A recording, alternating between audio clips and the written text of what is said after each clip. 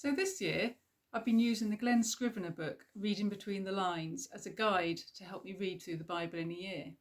It's a brilliant book which draws attention to how the whole Bible is about Jesus. Now, some passages it spends several days on, and other times it skips ahead, just summarising some of the slightly more difficult passages to read, like the long lists of names and the minute details of all the Old Testament laws. But I've been determined to still at least skim read the bits between as well. And it was while I was doing this the other day that a passage in Joshua really jumped out at me.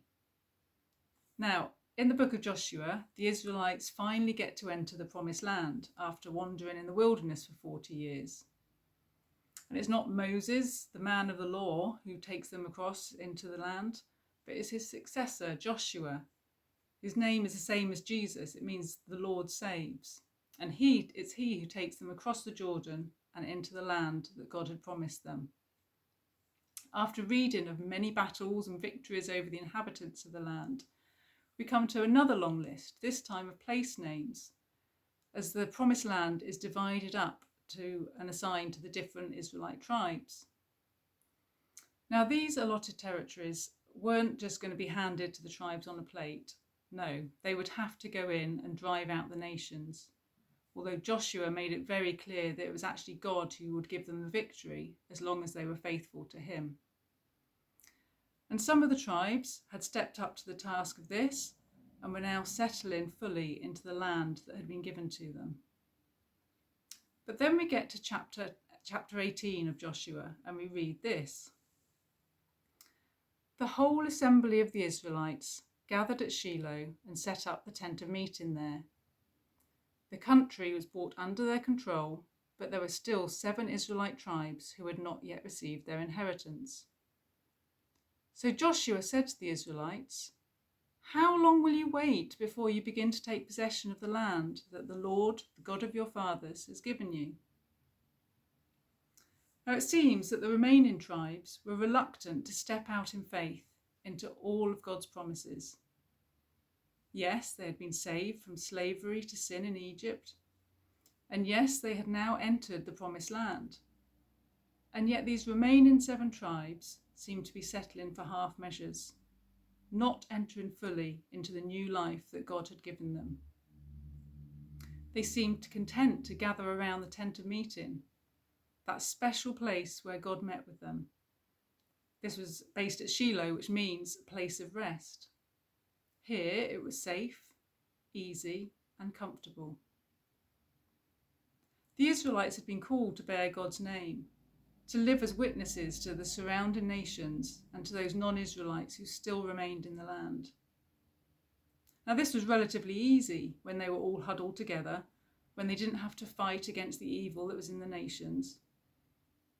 But God was calling them to more and had commanded them to go and take possession of the whole land. And this got me thinking, as Christians, are we sometimes like those Israelite tribes? Yes, we've been saved from slavery to sin, and we've been given new life through Jesus.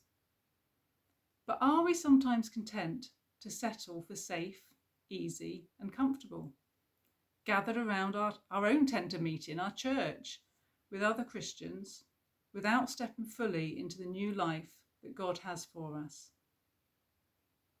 Jesus says in John 10:10, "I have come that they may have life and have it to the full."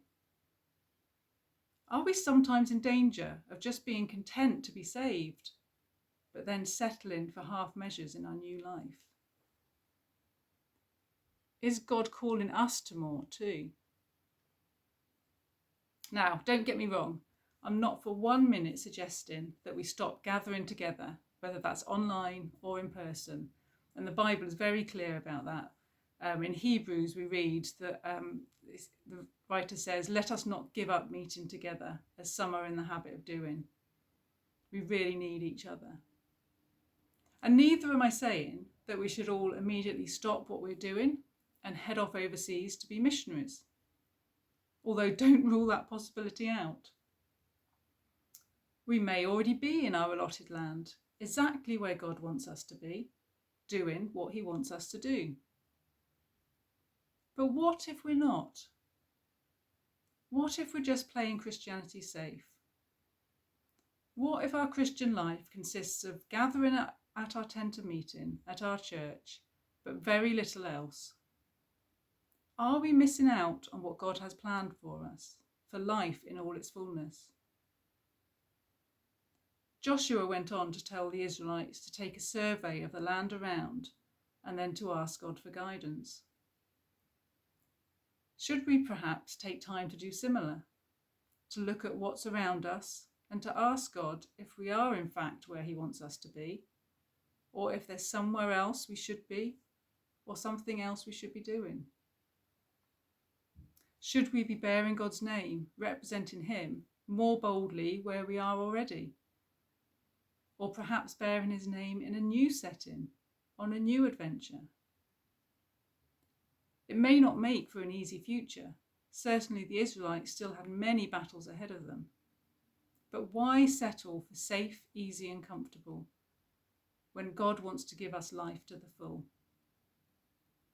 And if we do choose to follow God and step out into this fuller life, let's remember God's promise to Joshua back in chapter 1 of his book and step out boldly.